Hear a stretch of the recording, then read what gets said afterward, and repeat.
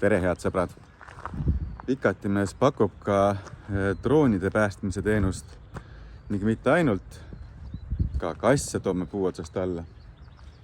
Näiteks eile tõime selle Vana Mustamäe tänavalt Tallinnast siis puu otsast kenasti alla.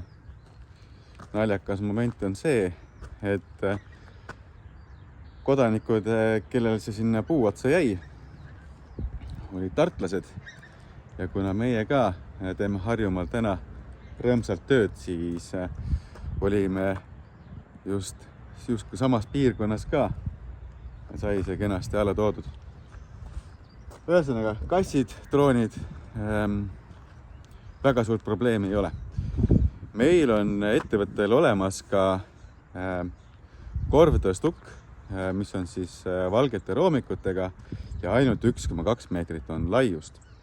Tähendab seda, et me pääseme sellistesse väikestesse, raskesti ligipääsetavatesse kohtadesse ka tõstukiga. Näiteks toongi siinpool kohe suure plussi välja, et see droon oli samuti jäänud justkui puu välisfääri kõige kaugemasse osasse, kuhu tegelikult ronija ei oleks pääsenud. Ainult lõika oks ära.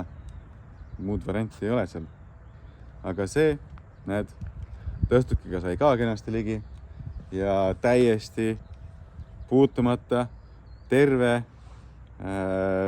labad kõik on korras, ehk siis ta kannatada ei ole saanud.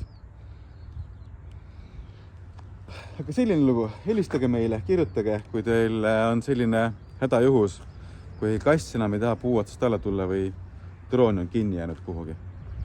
Aga tšau, tänud vaatamast!